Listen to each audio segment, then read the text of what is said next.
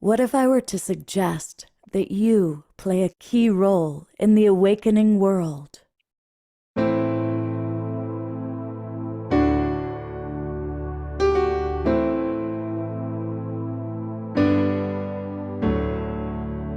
that you are watching this because you have heard the call.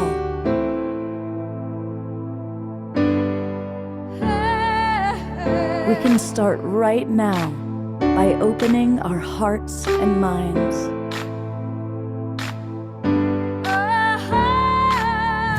Welcome to the awakening world.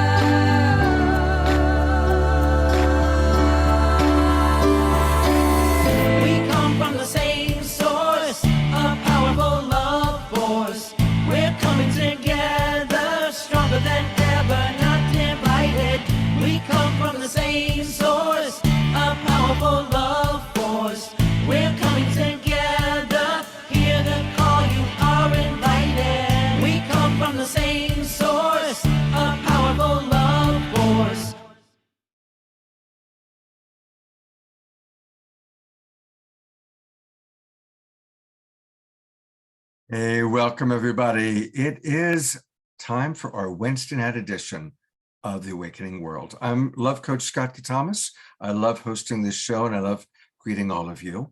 Welcome to all of our friends in the Zoom room. And for those of you that are regulars, how do you like our new edited version of our opening video? I'm seeing that Trish is sneezing, so that's probably a good sign. Anyway, welcome. And let me know what you think. How did you like the new one? All right. And also always let us know where you are geographically. I also want to welcome all of you that are watching on Facebook, out over 100 different Facebook groups and pages. Thank you, John and Summer Raymer and the Sign Network for that. You might be watching on Alan Steinfeld's YouTube channel or our YouTube channel, or you might be watching on our new broadcast partner, the Conscious Awakening Network. Now, those are all wonderful ways to watch us. However, what I really want to invite you to do is to come on into our Zoom room. Come join the Global Peace Tribe.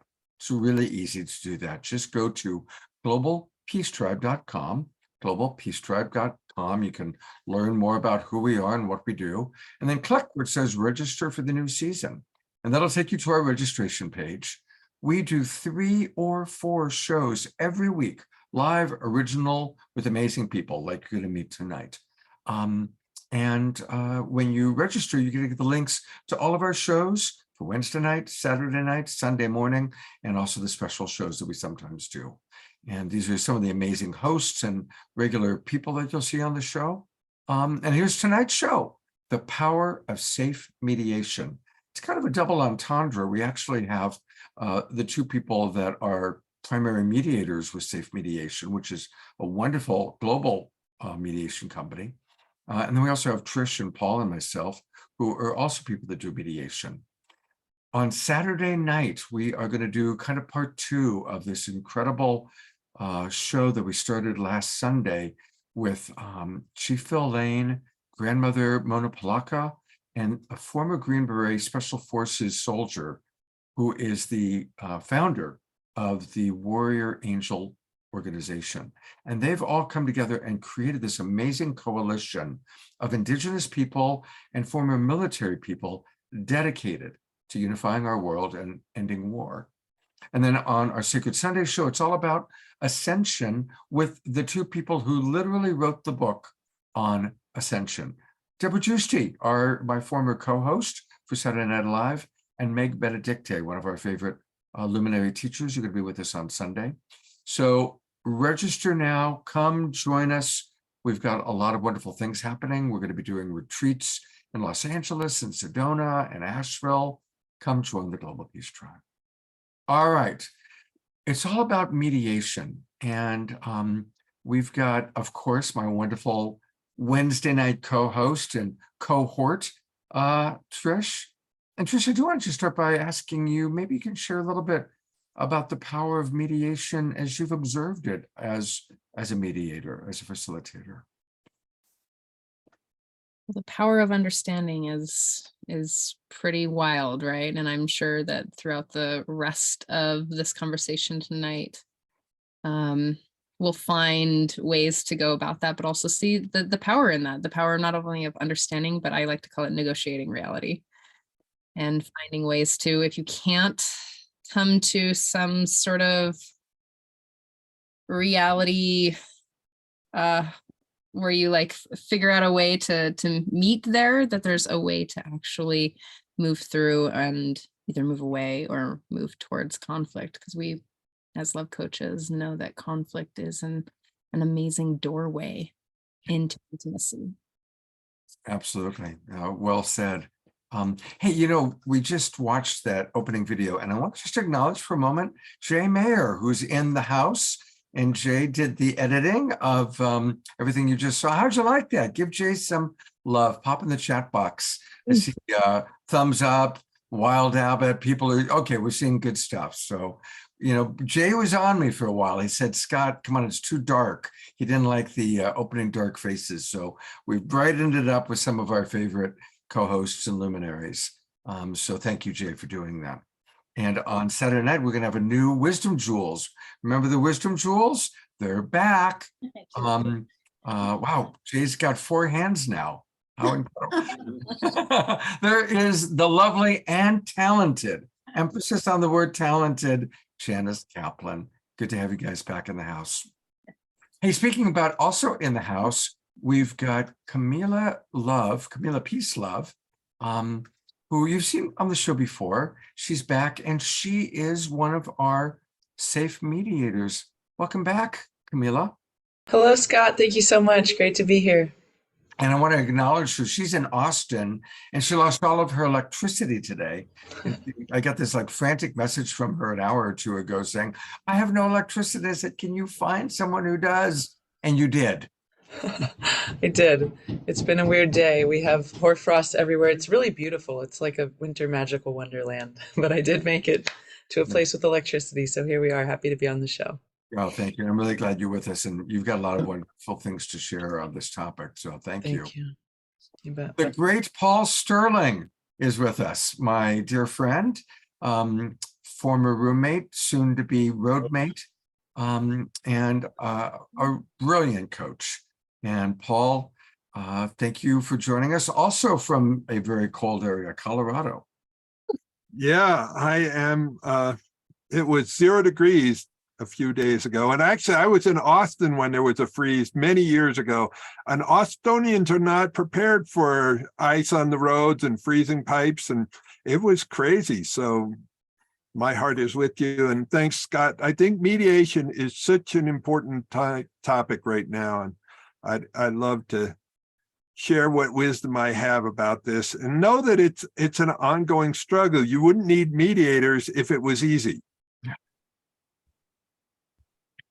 Yeah, we'll definitely talk about that for sure. So thanks for being with us, Paul. So here you go. This is who you're going to see tonight, plus a pre-recorded video with Anaisa from Safe Mediation. But we always love to get the show rocking and rolling with Omashar, and he is here with his newest background. You never know now what background you're going to get from Omashar. That's right. Yeah. It's yes. Namaste and aloha, everybody. Really excited for tonight's topic, because sometimes the mediation that I need is with myself, between my higher and my earth self, just because they're in an awakening, not battle, but an awakening. I want the limelight. No, I want the limelight anyway. So without further ado, I'm going to sing a song called Precious One, and here it is.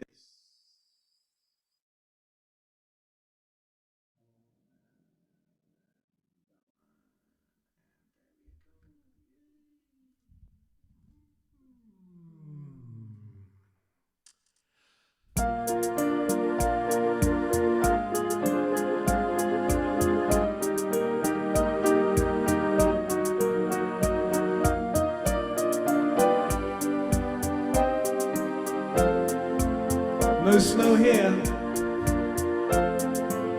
Precious one, I love you more than I can say. You are the one that's here in my life all the time, shining your light through my day. Only you can take all of my troubles and cares. With your breath, you blow them away like the wind, clearing the storms of the day. And da-da-da, ba-da-dum, ba-dum, dum, ba-da-dum, and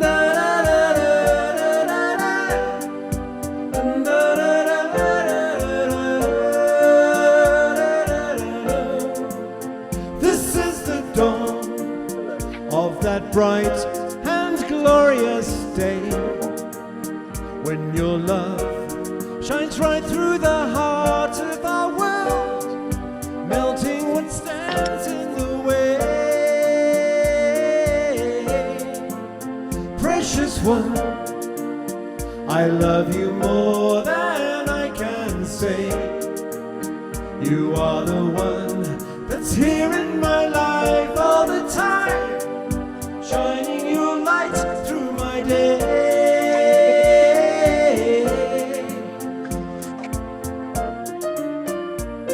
Alright, I'm gonna get it wrong. Come on, mute yourself.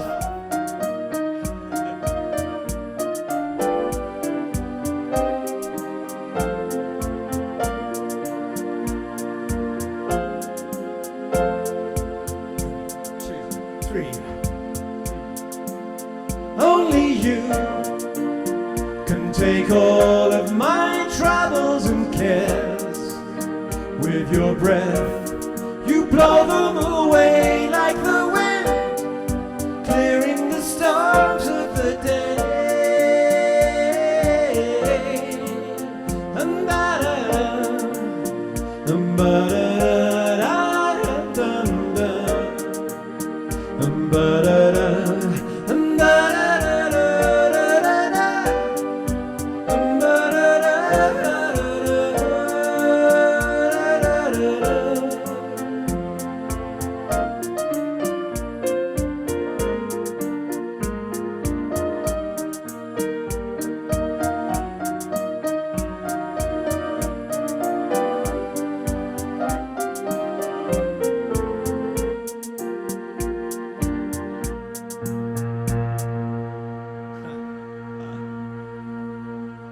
Precious one. I love that. And talking about precious one, I'm going to pop Eleanor Joy on for a minute. There she is, because she is a very precious one. And God bless you, she's still dancing despite having some recent challenges that have put her in the hospital, but she's back always in time for the show. Yeah, Eleanor. Star, I just want us to send everybody maximum grace for Eleanor Joy. Maximum grace. Maximum grace, sweetheart. Maximum grace. You look younger every single show. And we're going to meet her when we get up to British Columbia. So I'm looking forward to that, Eleanor. And a reminder, everybody, to support Omashar by going to omashar.bandcamp.com, where you can get his albums. And Omashar, I love what you said about mediation within self. I definitely want to hear what some of our people have to say about that, because it's true. It's true, because especially when it's been a long time since I've been in an intimate relationship, so I don't have that push and pull of every day having to appear. But when that's taken away, you have only yourself to deal with, and you realize that there is, well, I've realized that you're never alone with schizophrenia. There's a cancel clear, but I've noticed there's a battle going on, because I'm doing everything I can every day to enlighten myself, and that which does not want to be enlightened is rattling its cage. So, yeah. Thank you for pointing that out. Who can relate to that? Pop that in the chat box if you can relate to that. However, it's a slam dunk, so my faith is strong. Omashar, I love you. We'll hear more Omashar later on in the show. I'm going to bring on Kamela because really this idea came up when I was talking to her partner, Anaisa, and you're going to hear from Anaisa in a pre-recorded video. She's in Amsterdam. And Anaisa and Kamela are Safe Mediation. And we did a little bit of work together and realized, God, this is such an important topic to understand. So Kamela, welcome.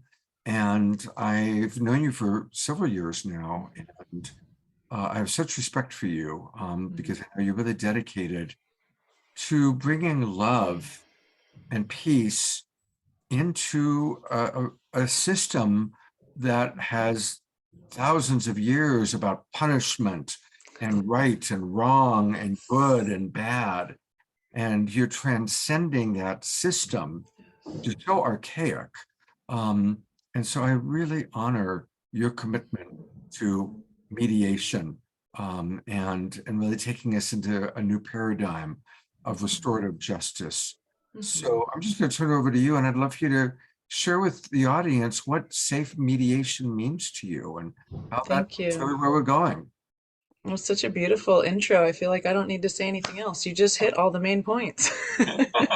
Well, I'm sure you'll elucidate. Yeah, I was honored to join Anaisa's team on Safe Mediation just last year, and we doubled her mediation numbers from 1 to 2 as far as the mediators.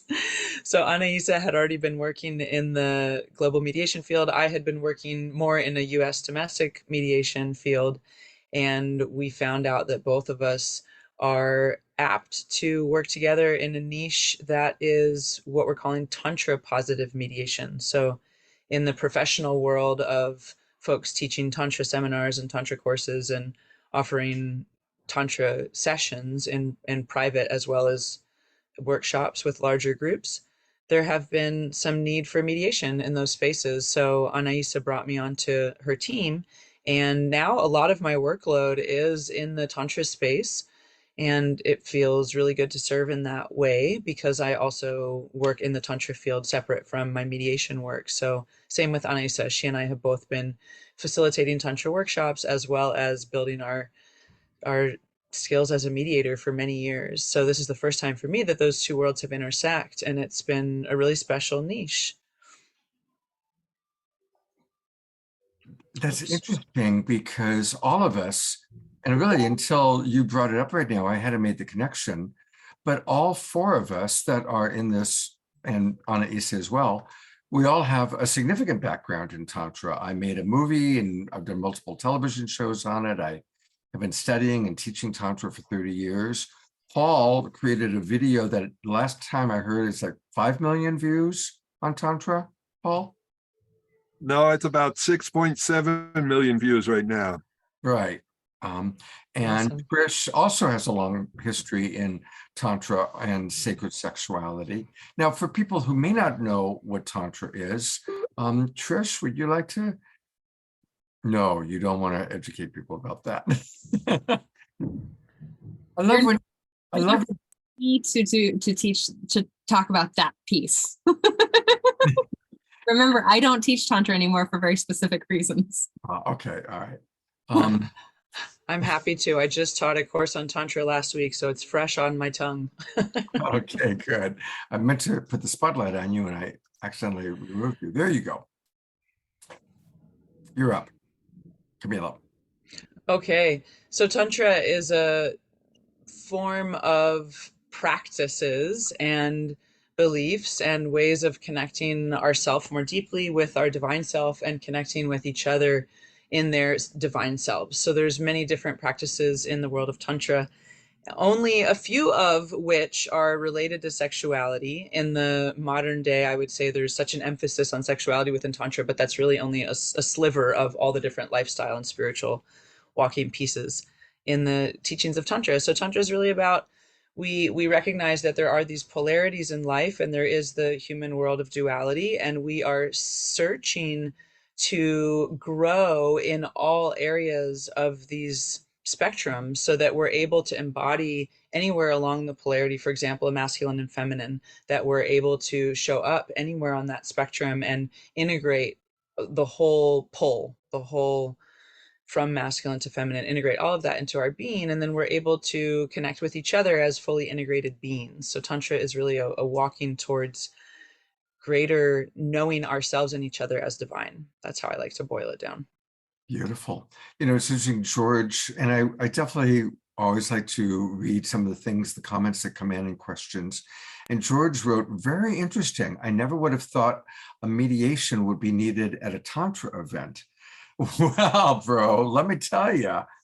I mean, think about it. In Tantra, we are exploring our inner masculine and feminine. Tantra actually means to weave. So we're weaving our spiritual self with our sexual self. We're weaving our masculine self with our feminine self. We're weaving our energy with the energy of another if we're in a couple partnership experience. And so that brings up a lot of stuff, And so I think it's not a coincidence, actually, that you've got this background in Tantra and this background in mediation and how they're coming together. Yeah. And they're really both very visionary. You know, Yeah. your form of mediation, this is where we need to take the judicial system. And Yes. Tantra is where we need to take our spirituality. Yes. So we need to weave our spirituality in with our body, in with our sexuality, with our life force. Yeah. Yes. Yes, absolutely. Absolutely.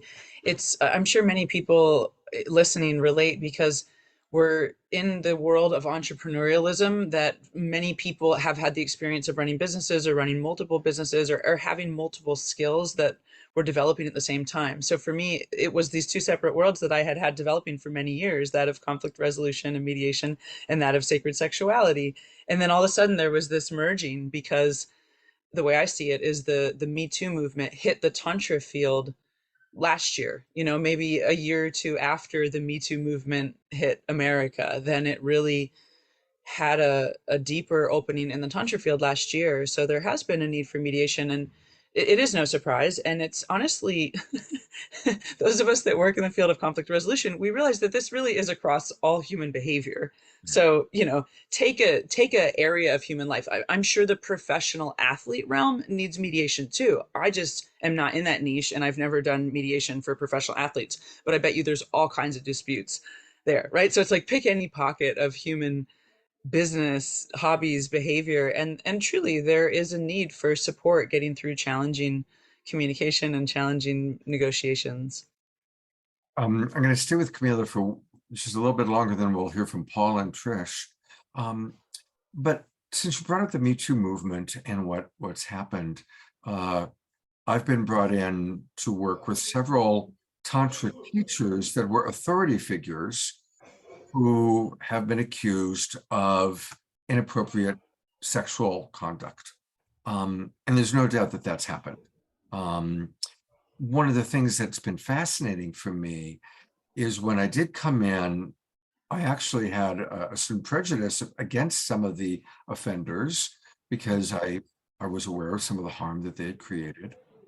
But then as I came into kind of the specifics, what I began to discover was a mob mentality that also existed in our supposedly spiritual community, where people who had never even met the offendees, the proposed perpetrators, that never even met them, were coming out publicly against them. And it was like, oh my God, there's this Me Too mob mentality within men and women, by the way, that was really shocking to me and surprising to me. Yeah, it's a nuanced scene for sure. It's not easy to say, oh, this person's in the right and this person's in the wrong, and it's really obvious, and therefore person doing the harm needs to make amends and do reparation work. There's often a lot of nuances in how a situation evolved and came to be the way that it came to be. And so one of the reasons I was such a good fit with Anaisa's mediation style with safe mediation is because both of us, as you alluded to, have a special commitment to do mediation in a transformative style. and that weaves in restorative justice work and racial equity work and gender equity work and various awarenesses of different levels of privileges and different traumas and knowing how to work with trauma. So the sort of swing that is not so great that I think you're pointing to is when we have someone who has done some behavior that has caused some harm and they're willing to do the repair work, but the community has already kind of sliced off their head and done a cancel culture move. Yeah. And we're dealing with that as mediators. We're seeing that some offenders have been typecasted as such and really canceled out of teaching careers and social circles, and various levels of their livelihood and lifestyle have been impacted pretty strongly.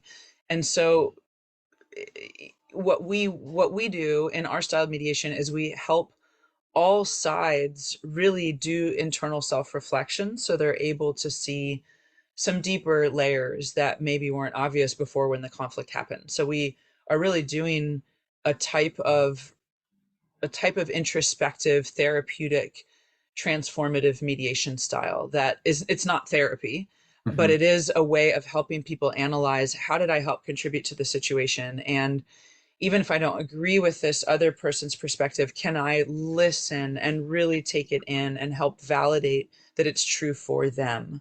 So we work a lot with different compassionate communication and empathetic listening skills, and really ideally help folks both come to understand the other person's perspective and both come to understand new ways that they themselves contributed to the situation. Boom. Like that's where we're going. Yeah. Yes, Trish. Accountability of impact. Like that's really where things can actually shift, is when someone is willing to look at how they, regardless of whether it's good or bad, it's not a good bad conversation. It's that if I say something and I know that it might be your trigger, Kamela, like it might be, and I say something and you share that there's harm caused, now I got choice there, right? I can just be like, oh no, I would never do that. Like that wasn't my intention. No, I don't care about intention, to be really honest. I don't care at all. But I do care about the impact. And you could be like, this is how it impacted me. And I could really show up in a couple different ways, right? I could be like, you're sharing this impact with me. And I could chuck it out to the side with deflection or, oh, not me's, or, I didn't intend, or whatever, those things. Or I could really take ownership of that and restore integrity. Be like, wow, I see that I hurt you. Like I harmed you in whatever action that flamboyant Trish does when she's stomping all around like an elephant and not even noticing, like, and I see how it impacted you. I see the harm.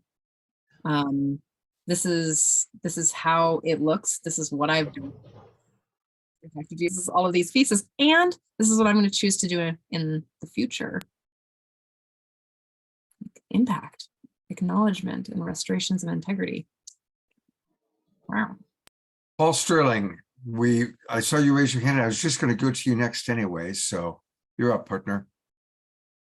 Awesome. And I wanted to follow up on what Trish was saying, what everybody's been saying, to give people three phases. Like, so mediation, and it aligns well with an apology. I was listening to Brene Brown the other day, and there was three phases. Why are you apologizing? Because there's one apology method. It's, I want you to shut up and I'm going to apologize so that you stop complaining. This is not restoration. This is not what we're talking about, but a lot of apologies come that way. Like, could you please be quiet? I'm sorry. So number one is, what's the intention? Number two is to acknowledge, yes, I did that. I borrowed your car and I ran it out of gas. That's phase two, and a lot of people stop there. Phase three is to be accountable. I ran it out of gas and I'm going to go get gas. The lack of accountability is, I ran it out of gas and it's up the road. I'll see you later, Scott. And so it's like, do we do all of these? Do we what's our intention? And a lot of times intention, some people teach about compromise is really good. And I said, no, compromise sucks. Compromise is lose-lose. You can have the same result with resolution though. Resolution is win-win. So what I'm looking at here is how do you create peace, harmony, and partnership? And when I'm working with, and I've worked anywhere from in prisons with inmates, mostly what I work with is couples, but I work in the family structure. Scott's a lot more familiar with that, but with parents and kids, siblings. And it's like, how do you take the journey from adversaries to allies? And it's a challenging thing. And what I want to just say a little bit about is one of the most basic tools that we have is communication. And so I want to analyze communication just for a second. In communication, there's a listener and a speaker. And the challenge with the way a lot of people communicate, it's perceived by an attack, and the listener has this thing I call a listening switch. And anytime I think somebody's making me bad, stupid, wrong, using guilt, shame, blame, my listening switch starts to go off. It's not on off, it's a dimmer switch. I hear less and less words. And at some point, I totally turn off. Why is this important? Because if you're in the mediation process, you have to make sure that the listening switch is on, because if the listening switch isn't on, communication's not happening. There's not a flow of communication. There's not a listener and a speaker. So to me, that's part of what makes sense here. So let's go for resolution. So it's win-win, not lose-lose, which compromise tends to be. And let's watch and go slowly. And this is the important thing, is to go slowly, a little chunk at a time, and check in and see what they heard. Did they hear I was making them wrong? Or did they hear that I'm in it, I'm acknowledging my part in this, and I'm willing to be accountable for the impact? So that's just a quick overview, Scott. I love that, because so much of, again, why mediation to me is so important is we are leaving the right wrong model. We're leaving the good bad model. One of the things that actually I learned from Paul Sterling that I use all the time with my coaching is he said, no BSW, bad, stupid, wrong. And how often when we're working with people, their intention is to point out that their partner is either bad or stupid or wrong, which creates reptile brain reaction. And that's not going to bring us into the level of harmony and love that we all really want to live in. Trish. What was that class that we taught last year with the funny name? It was like how to manage your crazy brain in love. No, it was about apologies. I was like, stop calling it this one apology thing. And I was like, it's like how to stop apologizing, how to take ownership or something. He was really like, and I love what you said. Oh, I remember. Apologies suck was the first words. Apologies suck. Here's what you're really looking for. That's what it was. And who named that? And I love that you brought up how the apology piece, because who's the apology for? I'm always asking, who is the apology for? The apology is for me. I'm going to say, oh, I'm sorry, because I feel uncomfortable with my own feelings about whatever it is, or I want it to stop, or I want it to hurry up, instead of actually sitting in the discomfort of what actually happened and the other person's feelings and my feelings about it. Absolutely. Isn't I'm sorry usually what I'm sorry really means is I really don't want to deal with this anymore. This is too uncomfortable. Can we get over it? I'm sorry I ran over your dog, but let's move on. What's for dinner? It's well, Scott, let me ask you this question. This is a setup question here. The dogs like bones. Yes. Now, let me just ask you, if your dog, your amazing dog, had a choice between bone and steak, what would the dog take? Steak. See, dogs settle for bones. They want steak. We settle for apologies. And what we want is the moment you talked to her, she came up, literally right now. She just came up to me. So that's a little steak eater. Because she wants her steak. She's wondering, where's the steak? Bones? Steak. So it's important. And it's like, I want to just say one other thing, and people should get their pens out for this. This is a participatory part. There are 4 levels of communication, and we work our way up. The bottom is reactive. And in reactive, I'm either going to dominate or be dominated.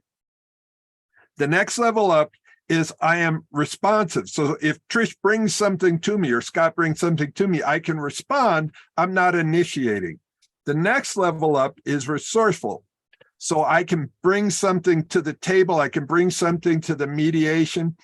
And then the highest level is revealing. And that's where I'm vulnerable. And if I see you as my enemy, I'm not going to reveal anything to you because that's what you can and will use against me. I'm right down there in reactive, and I'm going to not be dominated. I'm going to dominate you.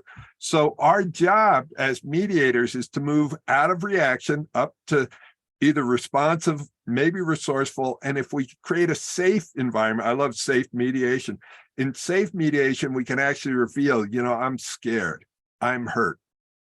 I'm afraid to come to mediation. I'm afraid I can't, protect myself. So does that make sense, Scott? Absolutely. Thank you. Thank you. What I want to do is I'm going to play part of a pre-recorded video with Anaisa. And she is a delight. And while I get ready to play that, I'm going to put the spotlight on you for a moment, Kamela. I'd love for you to just kind of introduce our audience to Anaisa, since she's your partner. Absolutely. Anaisa and I are mediation partners. She is a Brazilian woman who has been living in Amsterdam for several years. So she runs Safe Mediation out of Amsterdam. And she has a background in different levels of psychoanalysis work. And so she brings a mental health background into her work as a mediator. And she's been trained in many different restorative justice methods, as well as many different levels of trauma-informed, trauma awareness, trauma sensitivity. And one of the most valuable parts of working with her is how well she's able to analyze people's personalities, mental health, emotional health, and really help them navigate communication in a way that will work best for their nervous system. Beautiful. Beautiful introduction. And here is Anaisa, and we're going to watch this video for a few minutes and then come back to Paul and Trish and Kamela. Welcome, Anaisa. I'm really grateful to have you with us today. And I've been so impressed with your mediation skills and abilities and your beautiful heart. And so I'd love to ask you, tell us how mediation, as you provide it, has transformed some of the lives of your friends and your clients. Thank you, Scott, for inviting me today. And I love talking about mediation. So the processes that I've been facilitating have contributed a lot for people to accept the situation they were in, and to also understand what was possible for them to find creative ways to get their own needs met. I think a lot of conflicts start by having needs and wanting the counterparts to meet their needs and not finding that way. So mediation has helped them to find alternatives for that. And Tell us kind of when you're doing a mediation, how do you prepare for it? Like, what do you do to really prepare to stay in your heart, but also be paying attention to the dynamics? Oh yeah, that's when I say I do mediations, many people ask if I'm a lawyer, because I think the conventional relationship with mediation is the court type of mediation, or a person who is very skilled in negotiations, which I'm trained in negotiations as well. But the style of mediation that I offer is very much based also on emotions and a lot of care for the nervous system. And I can tell you that it doesn't matter how much training I have, it only works if I am fully present for the people in the room. So the preparation is so important. It involves a lot of meditation. I have to be physically, emotionally, mentally charged, like recharged. I can't be tired, I can't be drained. So I do a lot of preparation in terms of finding a time to really empty myself and let go of any outcome for that session when these two people are coming in. And I also pray. I don't know, like pray can be so many things to so many people, but I really bring a spiritual element for that. I put myself as a vessel, as someone who is going to be there present, facilitating that conversation, but not knowing, I don't know what's going to happen. So I really put myself there as a vessel and I'm calling in for any help I can get from my intuition. So, and I'm sure every human being has their own way to work their spirituality, the mystical, the mystery of life, and I bring that in. I love that. That's, I think, one of the things that I so appreciate about you. So thank you for sharing that. When you're mediating with, let's say, a couple or two people that are in challenge, how do you manage the part of you that in certain circumstances where you see one person is really in victim mode and holding on to victim, to not be able to see the other person's perspective, the other person's point of view? Because that's what I find is one of the hardest things. So how do you manage that? Yeah, so one way of doing that, I always have a preparation call with each part before I put them together in a room. And in that preparation call, I assess how much the person is capable of seeing the other side. And there are cases where I recommend, if the person is very much attached as a victim role, blaming the other for everything, not taking any responsibility for contributing to the outcome. If that's really the case, I then recommend that person to search for a counselor or a therapist, or take support, like build a support system around them, so they can dive deeper into what is holding them into that identification with the victim, because it's a process. You can't take the person out of that role. It doesn't work like we snap this person out of it. Sometimes work with some people, but each case is so unique, right? So that's one thing in the preparation call. But most cases, people are willing to take at least 1% share of contribution to the outcome. So I say, okay, the other person really caused you harm. The other person did a lot for that. But let's imagine if you could name 1% of what you did that led you to be in the situation you are in now, what would be that 1%? And that helps a lot, because then the person starts taking responsibility for putting themselves in that situation, and that brings their power back, because then they feel empowered and they start looking, hey, so I can see how I can prevent it to happen to myself again, because now I know how I contributed to that. So we do work that in the preparation call. Another thing that I do in the preparation call, I developed a process, a framework with 12 questions that I go through with the victim. And we go through the story of what happened in 12 steps that will help the victim to build their narrative. And I have a commitment on the other side the person who caused harm, the abuser, the so-called abuser, assuming that person is willing to come into mediation and restore and repair the harm caused because they are willing to change. And in many cases, this is the case. And they are committed to listen to the victim and repeat back everything that the victim is presenting.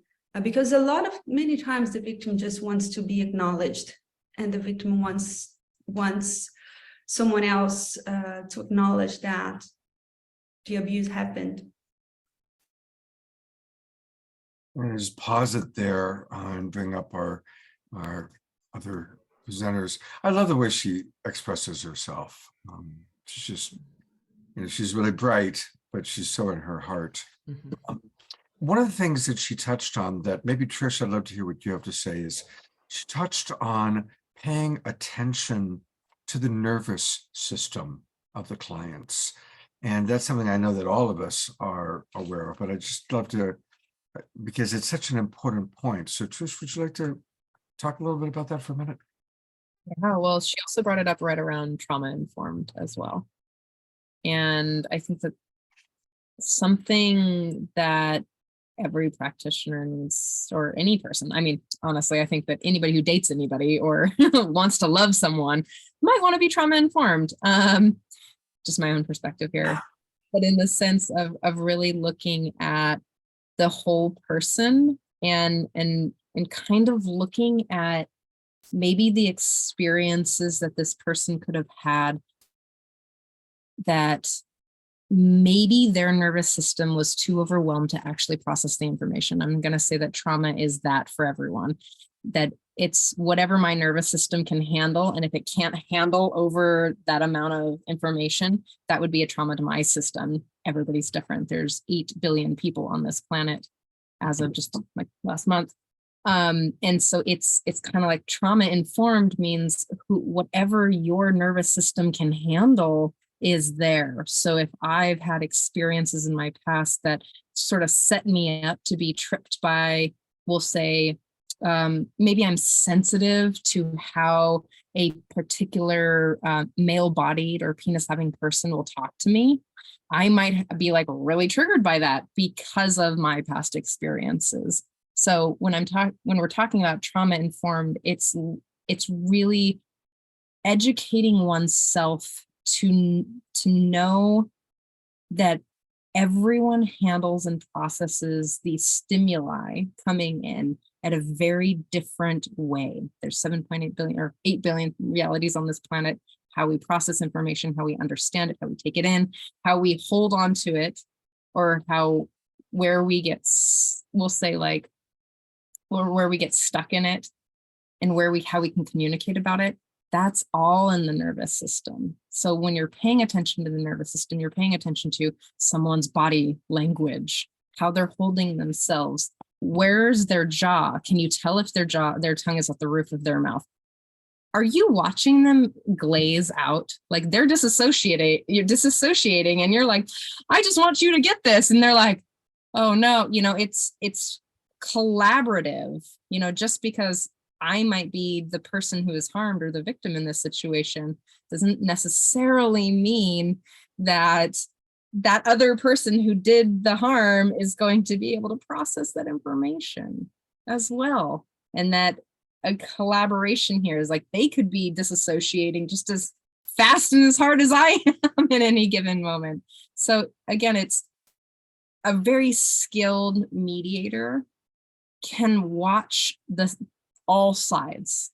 And it's not about taking sides, but about balancing it out, right? Finding the where things can be like, if I'm the victim per se, where I can take accountability for how I participated in it as well.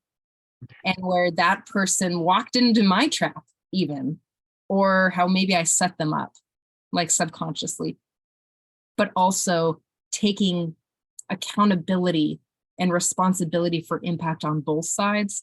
Wow, it just like, it shifts the dynamic so quickly. Did that answer your question? It's a great start. It's a great start. And I want to give Kamela and Paul a chance to add to that or to respond to Dorina, who wrote a great question, which I'll read in a moment. But I just want to riff on what you said for a moment, Trish. Two quick things. One is I always ask people, what are your veils of past pain? What are those prior experiences you've had that when you walk into a situation and you hear a certain word or you see a certain person or you're in a certain situation, a veil comes down of fear or a veil comes down and you can no longer see that person or that situation clearly. And we all have veils of past pain. And the other thing that for me is I listen to voice because the voice informs me of how centered someone is. Notice if I'm talking slowly, I'm centered. There's a resonance in my voice that's comfortable to listen to. But if I start talking faster and faster, I'm not even changing the volume, but notice how uncomfortable it is to hear me because my voice is, going off center. And so the resonance of the voice always helps me to clue into how connected to their center are they and how are they speeding up and going into defensive, have they been abducted by their reptile brain, basically? So I'd love to hear from Paul and Kamela about kind of this part of it, paying attention. Oh, there it is. There's our reptile brain. Our reptile brain. Yeah, I'd love to add a piece to what Trish was saying. This aspect of what trauma is activated when a person is going through a conflict and there's a mediator on the scene. So as mediators, we're trained to see where people are in trauma responses, different examples Trish gave. And what I am really aware of is at this point, most adult interactions are reactivating a trauma from much earlier in their life than what that thing is actually about. So mediator is on scene to deal with something that happened within the last few months, most likely. And in that conflict, 9 times out of 10, in my opinion, there is something going on in one or both of the people that is related to a trauma in the past, far before the thing that happened that we're actually mediating about. It's beautiful to know that and to be able to see that. How to deal with it brings on a whole nother set of questions, because if people are activated in trauma that they didn't even cause and they actually had nothing to do with, it was from a much previous part of this person's life, then it's like, well, how can we navigate this current conflict in a way that we're actually seeing a much bigger picture than what just happened within the last few weeks or month? And so this piece we keep talking about with accountability and integrity, it also relates to a person taking responsibility for parts of themselves that they disowned in their past that is now showing up in a trigger with this person. And I like to say our triggers are our treasures, because I see that every single time I have a trigger, it's actually the most important place for me to focus my growth work on. And when I can unpack that trigger, I then become really able to understand what got me heated, where it relates to my past, and actually be grateful for that situation in my present, being an activator of that thing from my past, so I can integrate all of it and heal all of it. So if we do that in ourselves, I know Paul and I know Trish, and this is how we live. This is how we do our own personal relationships and our own personal growth work. So then we're able to see that when we're dealing with people that hired us to help them through a conflict, we're able to see all the layers of, oh, there's stuff going on that didn't just happen in this thing we're mediating about. And if we can help both people take responsibility for those parts, that's actually a way that we help depersonalize it from the situation that happened, and both sides are able to take more responsibility about how they got there.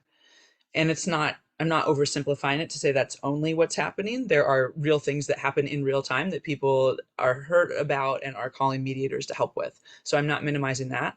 I'm pointing to all the past history that informs the present moment. That was really powerful. Thank you. Thank you. That's beautiful. Mr. Sterling, I saw you were reaching for your toys, so we didn't get a chance to see them fully. If you want to go back there, or I would definitely, but I want to actually elaborate a little bit on what Trish said about kind of juggling the things we're juggling. So we think that What we say is what the other person hears. And we think communication's actually simple, but it's not. There's 4 places. So there's what I want to say, what I actually said. So if I use Trish, what Trish thought she heard, and then what she thought it meant. So there's these 4 places we're trying to juggle all at once. And if I really want to enter somebody's world, there's a difference between a good communicator and a great communicator. Good communicator, I'm worried about what I said. I said it right. They heard it wrong.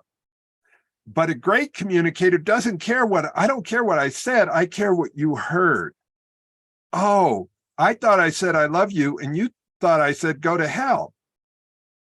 And I sometimes, like Marshall Rosenberg, who taught us, most of us here, about nonviolent communication, it's like, how do you enter somebody else's world? And I was working in prison, and I was working with these 2 cellies, so I was mediating between 2 cellmates, and it took 10 times the cellmate A saying, please, I have very little privacy here. If you touch my stuff, it really triggers me. Please don't touch my stuff. Can you tell me what you heard me say? Because she was I was right there coaching. She was trying to have the other person enter her world. The other person said, yeah, what you said is you don't want me as your cellie. Now, what she said, pretty clear. I heard it. And so did everybody else. And she had to say it 10 times for the other person to be able to hear it. And if we think about it, trauma is a way of protecting us. Our trauma response is a way of protecting us. And so one of my little props right here, I went over my handlebars on my mountain bike and broke the 4th metacarpal. So it's this bone in the back of my hand.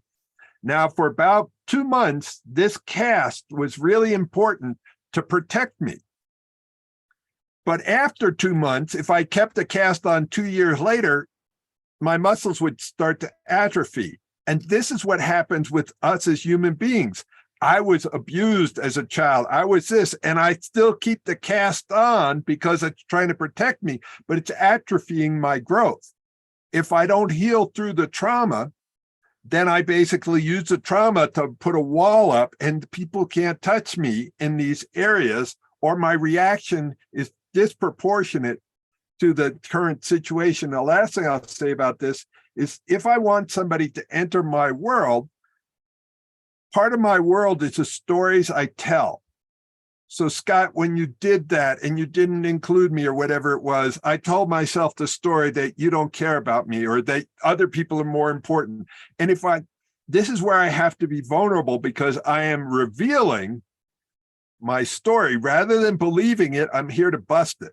So I have to reveal the story, and then it's a chance for Scott to go, oh my God, no wonder you're so upset. That wasn't what it was at all.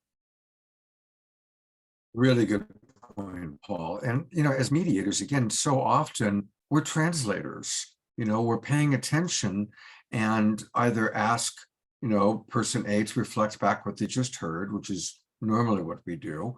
But sometimes if they're too triggered, we've got to do it, or sometimes we need to translate.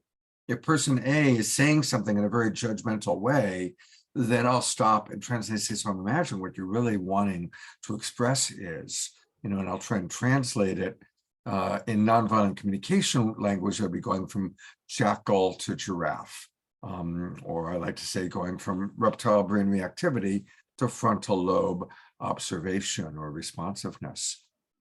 We've got a question that came in, and I want to read it to you. I don't know, it looks like Paul disappeared, so hopefully he'll come back. Dorina, thank you, Dorina, for your questions. Dorina gives a really good question. She says, thank you, everyone, for great sharing. Question: what are the reasons behind the very high divorce rates, especially in the United States, besides the common cultural traditions and religious norms that are quite prevalent in the other countries, with even higher ones like Russia and China and former Soviet republics, but much lower in most South American ones? Maybe a better communication and more mediation would help lower all those rates worldwide. Love to hear what you all have to say to that. We're all relationship coaches and mediators, so this is an interesting one for us. Totally.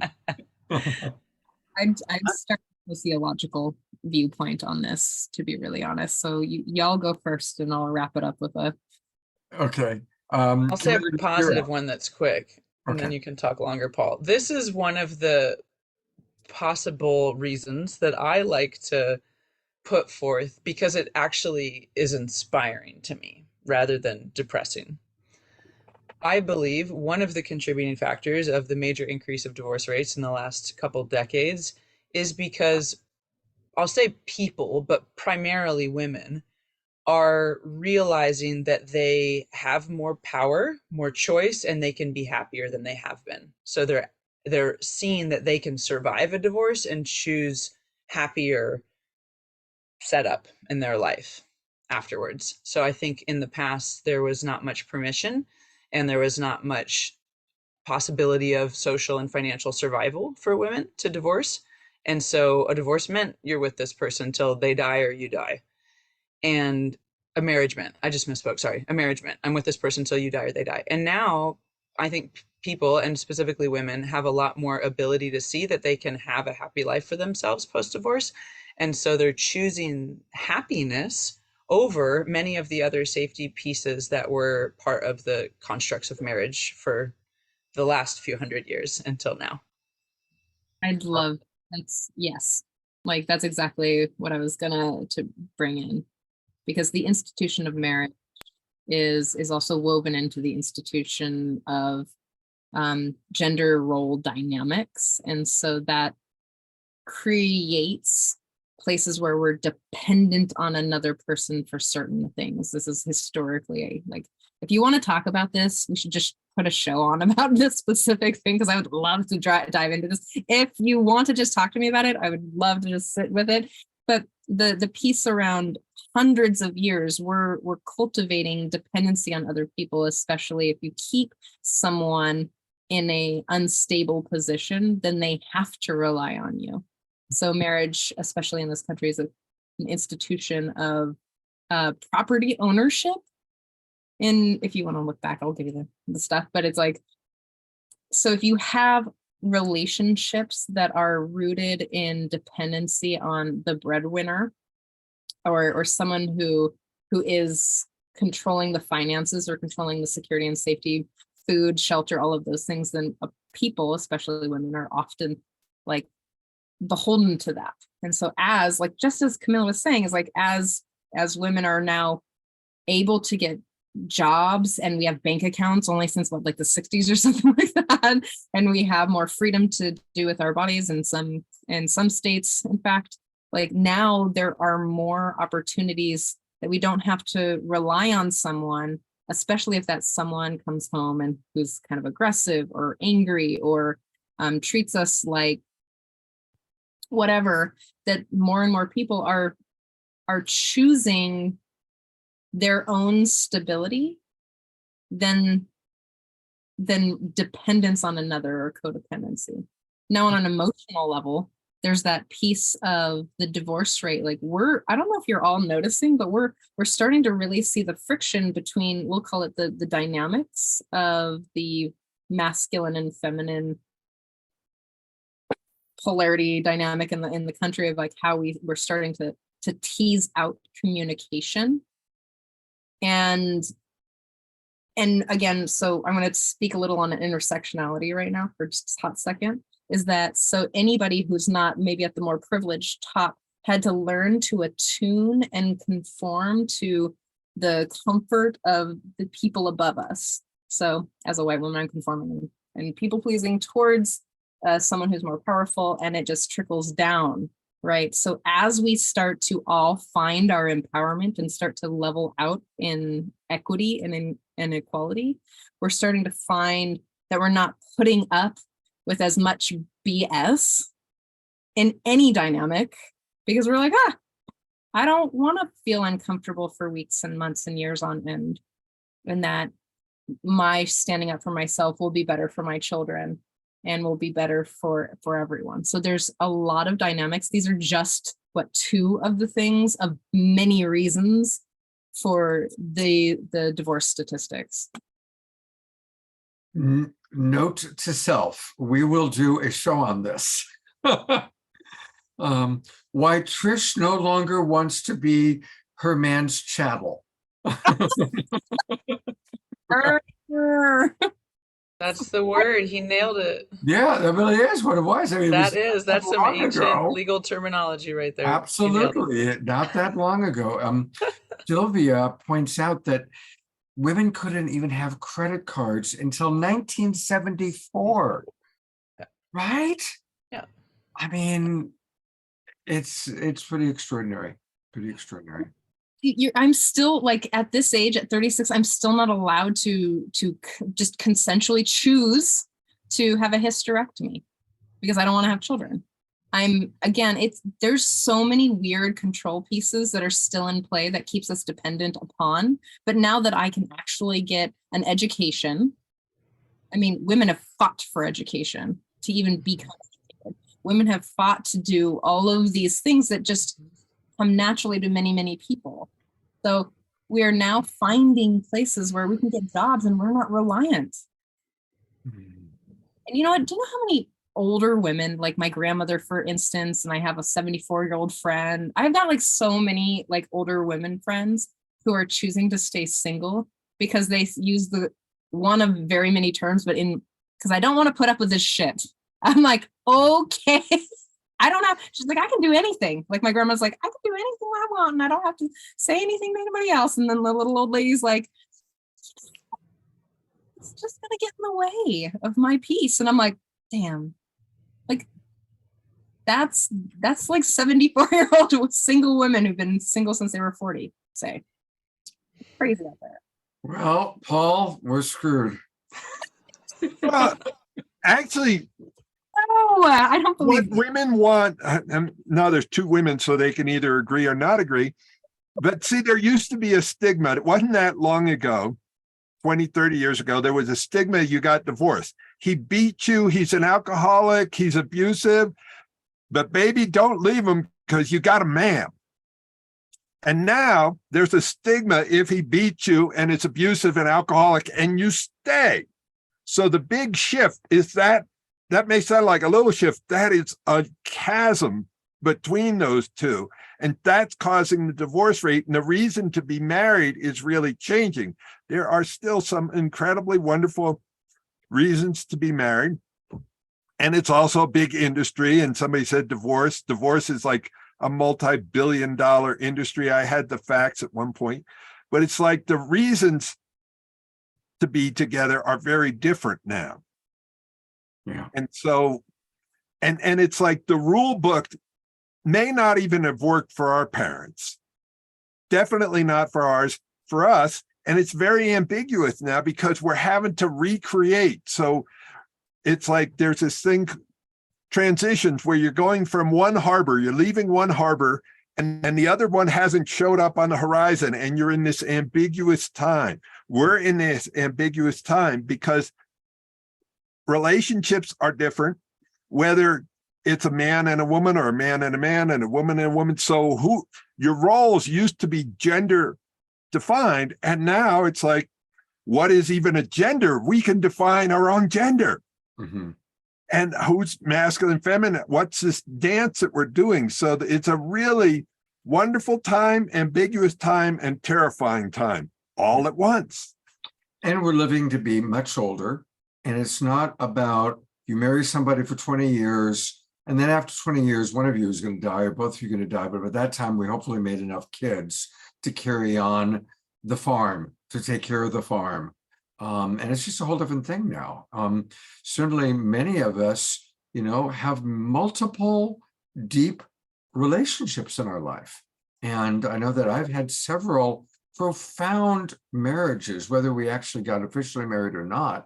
There were profound relationships, but they served their course. They did the course, and then we move on.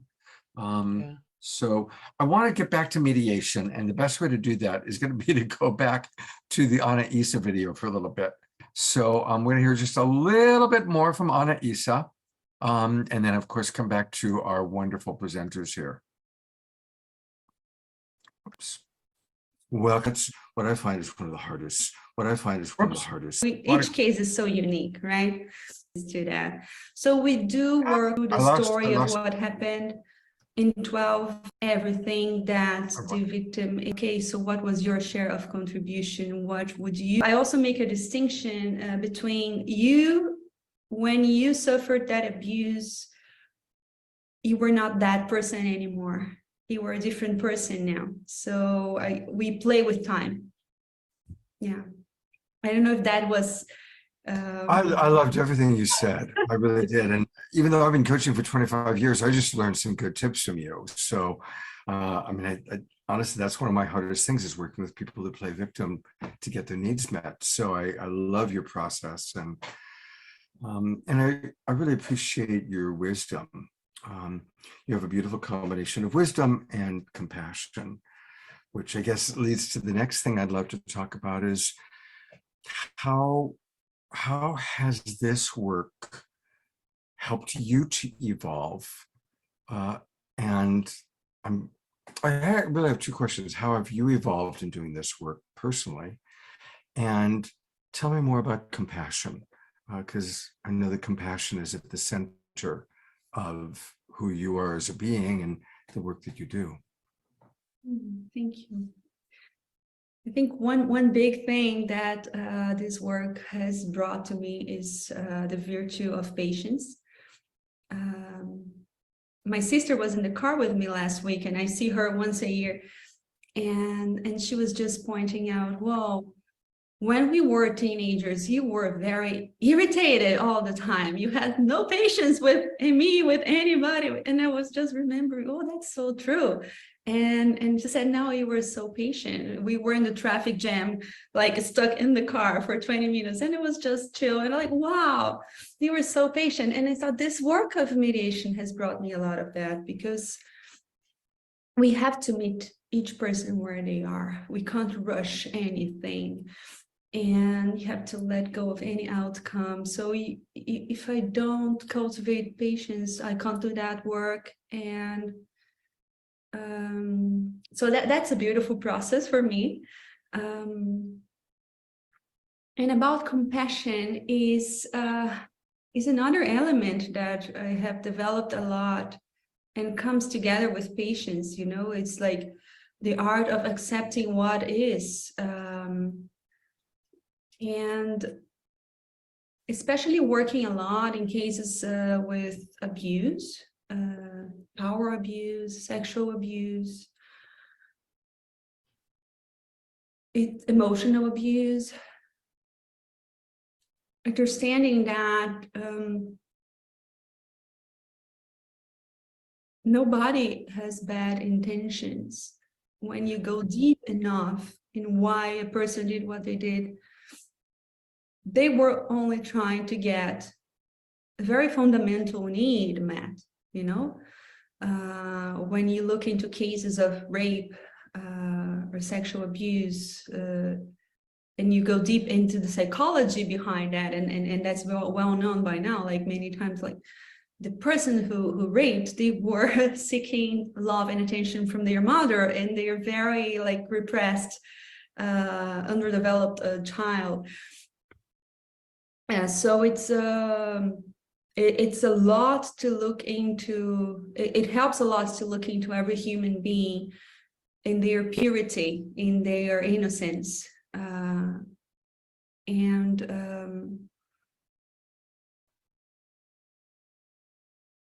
what I like a lot in compassion, and many people say, but how can you have compassion for someone who caused so much harm, for someone who murdered someone else, for someone who raped someone else? How can you have compassion? That person doesn't deserve compassion. And my question is, who deserves then? And I like a concept that I learned from Dalai Lama. It's a concept of fierce compassion. And that is, having compassion doesn't mean that you are going to allow that person to just have a free ride and do whatever they want and harm everybody around them just because they need to get their needs met. No, the fierce compassion is having the compassion and understanding that person didn't want to cause that harm. The person didn't have bad intentions. At the same time, finding ways to prevent that harm from happening, being fierce on and finding ways to stop that, to prevent that to happen. So if you are in a position of power and you don't know what to do with that power, and you are abusing people because you're trying to get a need met, and you are just choosing strategies that are very harmful, I have a lot of compassion for you. At the same time, how can society look into and support that person in finding their needs in a way that is not harmful? And maybe you have to step down. You have to just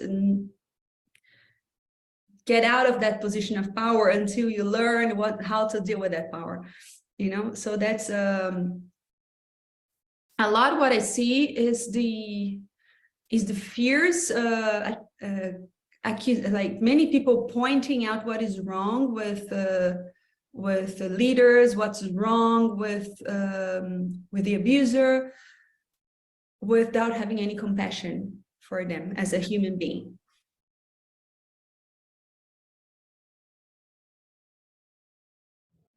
I'm going to ask all of you the same question that I asked her. How has this mediation work, coaching, helped to transform you personally? But I'd also like to actually have Kamela address a good question that came in from and I don't know how to pronounce it. I think it's pronounced Albania.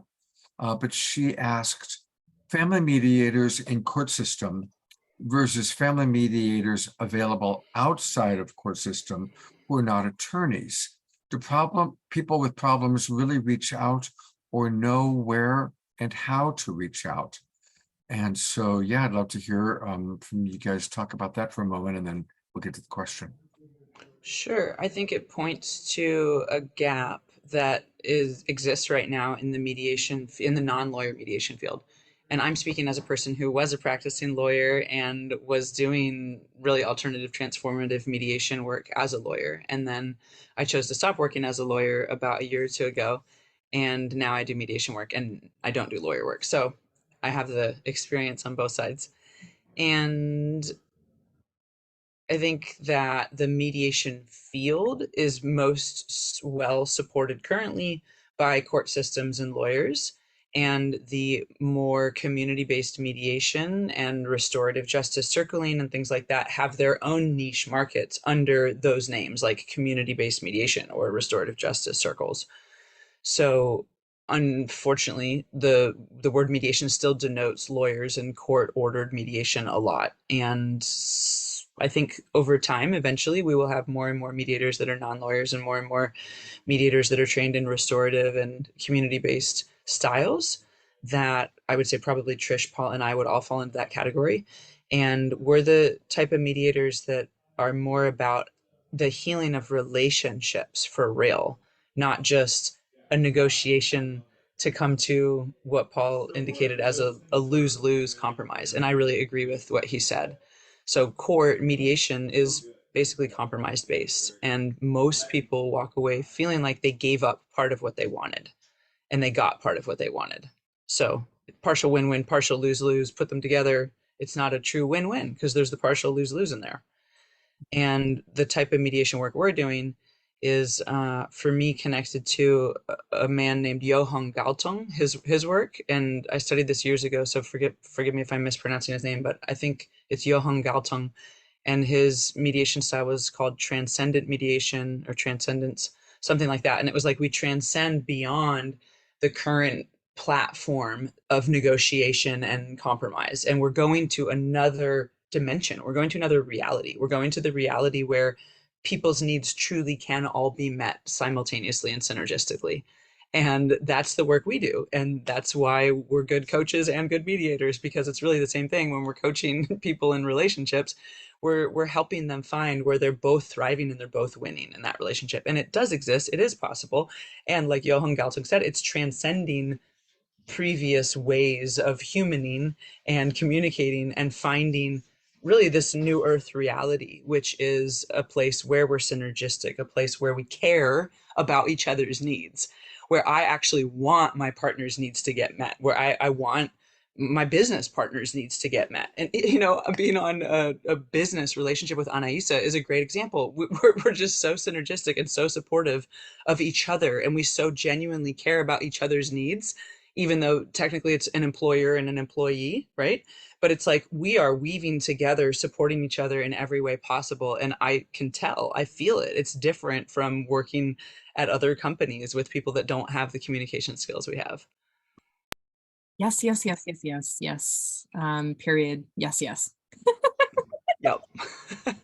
I call that, okay, so I call it the triple win. This is what I teach everybody. I'm like, if I have to teach you how to think about other people, thinking about other people, like, and it's one of the cool things that I've thought about a long time in polyamory, like, because I was in polyamory for 8 years, and I was like, is everyone still playing this weird game?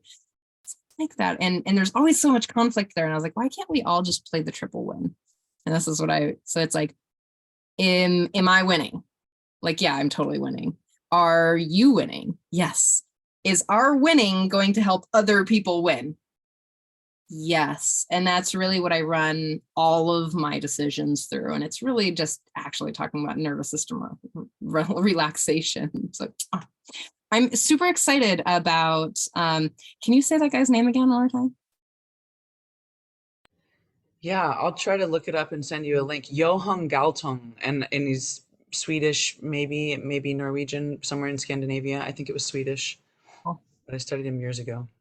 It's really awesome because I have this amazing opportunity right now to step into something that's going to stretch my mediation skills a little bit. I've been doing mediation work for a good bit now, but I was offered a potential position at a festival doing incidents, like being the lead for incidents, and I was like, oh, well, that's a little out of my scope, but I'm in it.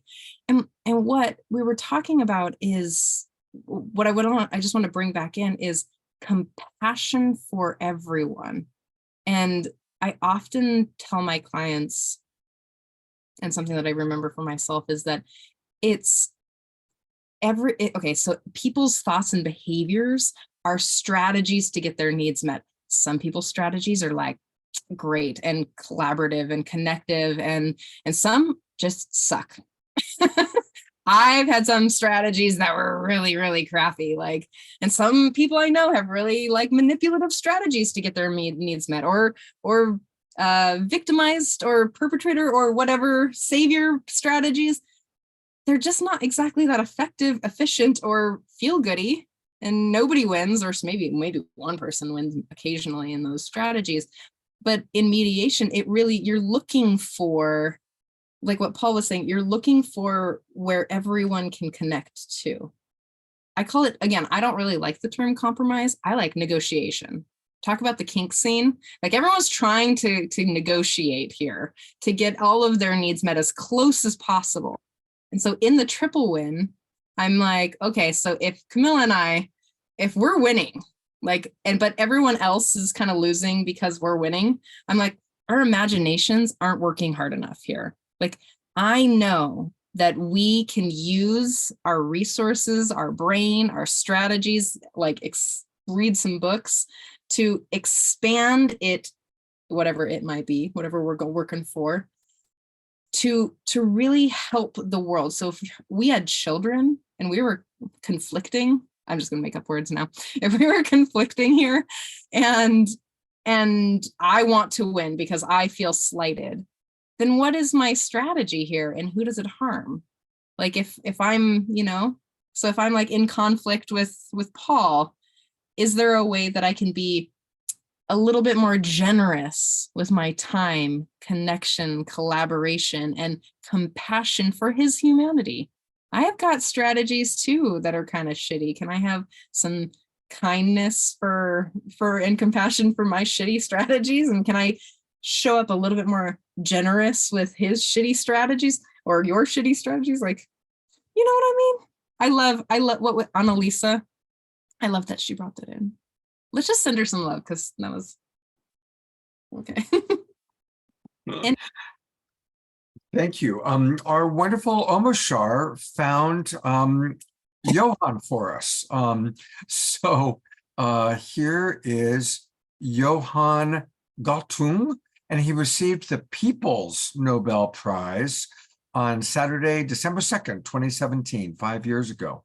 And the Norwegian founder of Peace Research. So there you go. Thank you, Omashar, for finding that for us. Omashar rocks. Where's His Omashar? style is called transcend mediations, and the whole idea is you transcend the conflict. So we're not getting all inside the conflict; we're actually transcending the conflict. Amazing. Have either of you read this book? I just picked it up recently, and it's an activist, a feminist activist, but really in the sense of like when to be like about it and when to find ways to talk it out. And I'm only like one chapter in, and I'm already like, so. I also want to acknowledge Sylvia actually had found it also too. I noticed Omashar's chat first, but Sylvia had found him on Wikipedia. So for those of you who are watching on Facebook and you want to learn more, his name is spelled Johan, Johan, Galtung, Galtung, and Wikipedia. God bless Wikipedia. I donate to Wikipedia. I hope you all do. There it is. There are all sorts of information about him. We have not heard from Paul Sterling for a bit. So Paul, I'm going to ask you the question, how have you personally transformed, evolved, changed as a relationship coach? Well, this is a little bit embarrassing. I've been through 1 divorce, 4 broken engagements. I went to Sweden. I spent about a month with Marshall in a castle in Sweden. And I was probably in my 40s when I did that. And I had spent most of my life up until then wanting to be my brother. Even though he ended up committing suicide, that's like the weirdest part of the story, but he looked like on the outside, he had his shit together. Women loved him. He was a race car driver. He was a martial artist, handsome. And the way he communicated with himself, he made himself miserable. And what's transformed for me is I started falling in love with me and started communicating differently with me. And it's like I started to look at my needs as, and this is a journey. It's not like I've arrived there, but I can more and more see my needs as precious and less as a burden.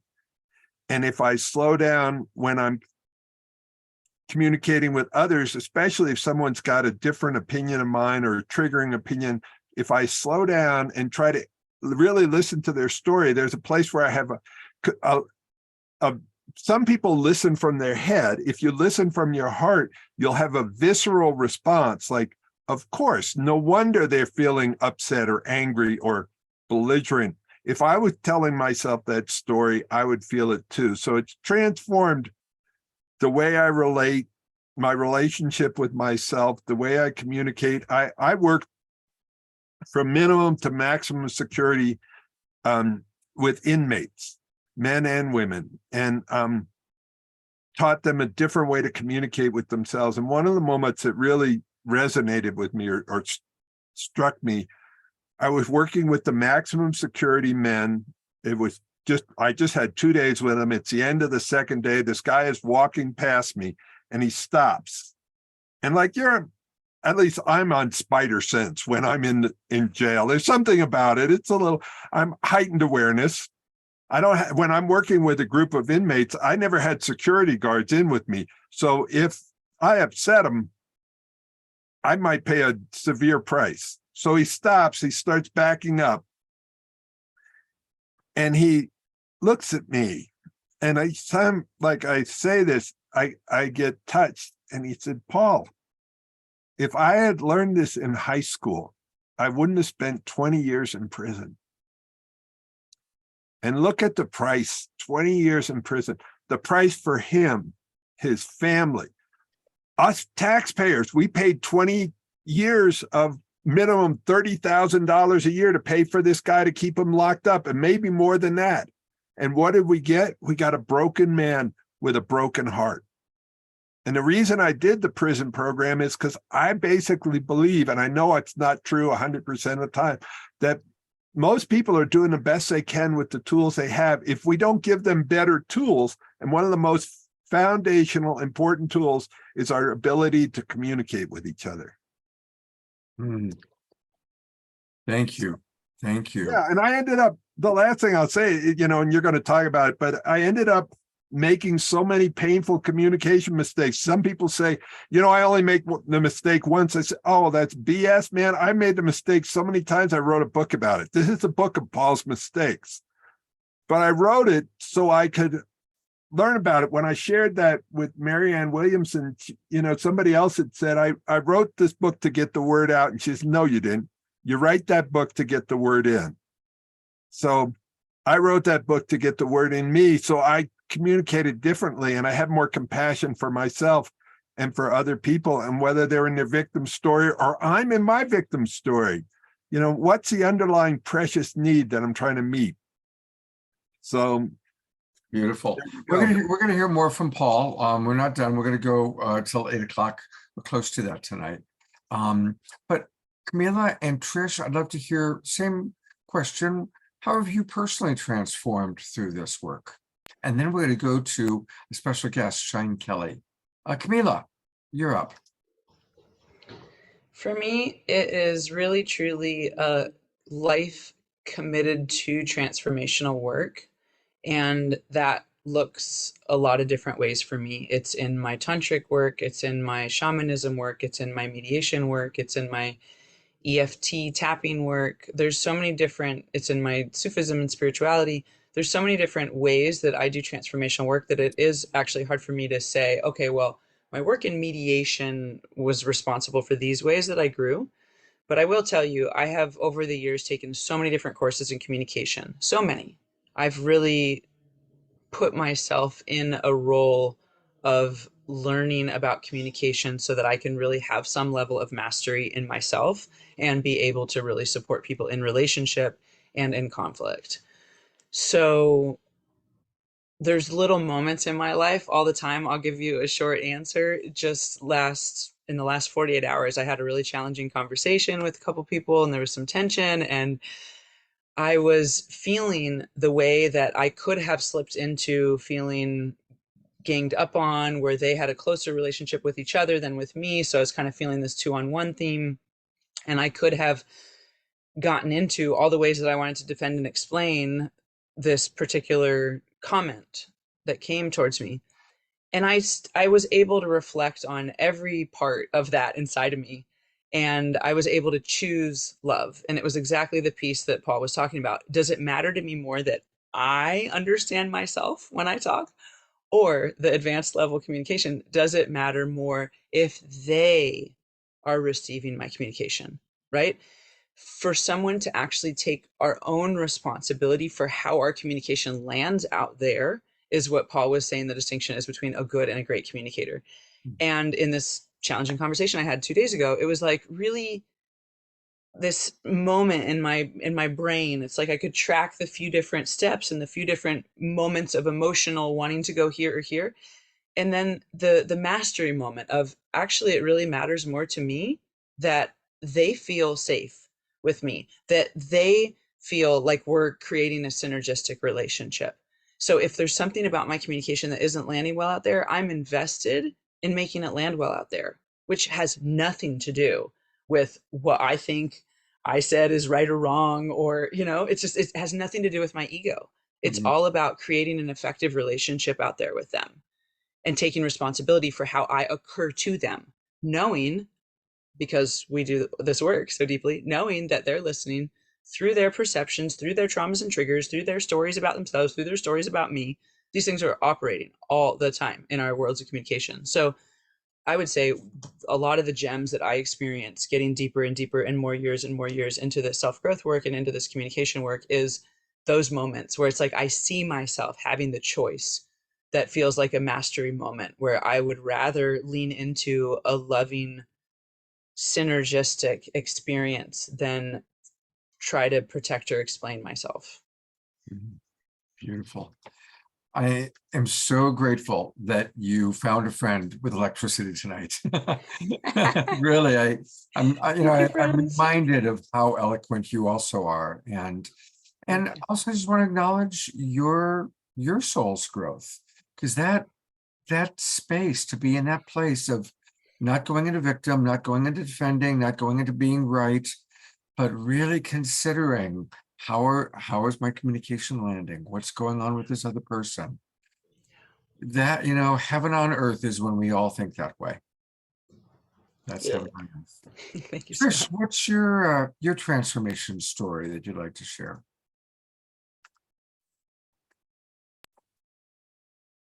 Gosh, there's so much. One of the things that reminds me of right now is learning how to, I'm not even going to say resolve conflict, but even learning how to sit with the discomfort of it, because we're socially taught to avoid it, and that any conflict is bad. And if you have arguments in relationships, it's all bad and like the whole happily ever after thing, which is not rooted in reality, right?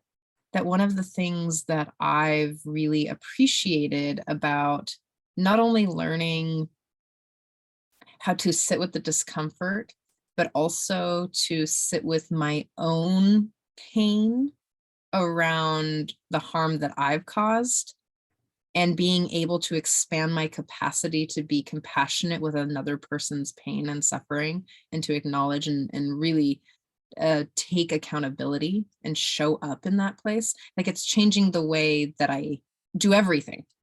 It changes it's changed my personality, to be honest.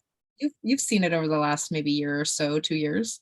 Is like, I no longer apologize. I don't use the words, if I can consciously remember to not use the words "I'm sorry," but to actually show up in response and not reaction, because usually my sorries were reactionary, but to respond in a way that puts myself out of my own sort of veil of past pain or some sort of suffering, and into the other person's actual position. Like, that's where it's really helped me. So I'm thinking about things very differently. How I relate to my clients is very differently. How I date is very different. It's really like, I think about things and setting people up for success. How do I set people up for success? Well, if I'm dating this person who is not a very good communicator, and I can, like, even the questions that I ask, like, because I know, right, that conflict is pretty much one of the foundations to intimacy. We talked about that. And it's going to happen. Now, is this person capable or willing, as Scott would say, of meeting me in wanting to do the tools, to work the process, to actually, like, step into their own discomfort of, like, oh my gosh, we're upset and we're triggered. We should probably take enough space until we care about the other person, and then come back to that and actually dive deeper into what it truly is. Most conversations and arguments aren't really about the thing that people are arguing about. It's about something else. It's about needs, wants, and values. It's about something so deeply intimate and personal to someone that they're willing to fight about it. It's just like some of these daily life annoyances just get stacked on each other, right? So what it's changed for me is everything, Scott. It's changed how I choose to be in relationships, or who I invite into my life, or how I'm actually putting myself out there. And I'm going through another section right now where I'm sort of like, I'm protecting my peace right now, and I want to protect everybody else's peace. And that's from Trent Shelton, this sweet Instagram influencer that I really love. But really, what does protecting peace look like? And it's not PIECE or PEICE. I think is that actually it. It's PEACE. Protect your peace. Protect Paul's peace, and Scott's peace, and Kamela's peace, and everybody that they're connected to. So that's how it's changed everything about my life. Beautiful. And it's true. It's true. Oh, I have watched the changes. I want to share my response to that question, actually. And my change started when I was traveling with Marshall Rosenberg back in 2001, and I was just had been introduced to his way of thinking, nonviolent communication, and we traveled together for 3 weeks. As I was filming him, I did a tour with him for 3 weeks, and we were staying in hotel rooms together and eating restaurants, and I really got to know the man. And he pointed out to me, he said, "You know what you are, Scott? You're a fix-it jackal. You want to fix everybody. You want to make everything better, but that's jackal thinking. It's very judgmental." And it was shocking because I thought of myself as this really cool spiritual guy. And he was lovingly but firmly pointing out my judgmental thinking. And he challenged me, he said, "Just notice how many judgmental thoughts you have every day." And he reminded me of some things that he had heard me say that were judgments. So I made the agreement, and oh my God, it was shocking. At least 100 judgmental thoughts every day, at least. And remember, even going, "Wow, she's really beautiful," is still a judgmental thought, right? Compliments can still be judgmental thoughts. Now, I still have judgmental thoughts all day long, but I notice them. Up, there I go. Up, there I go.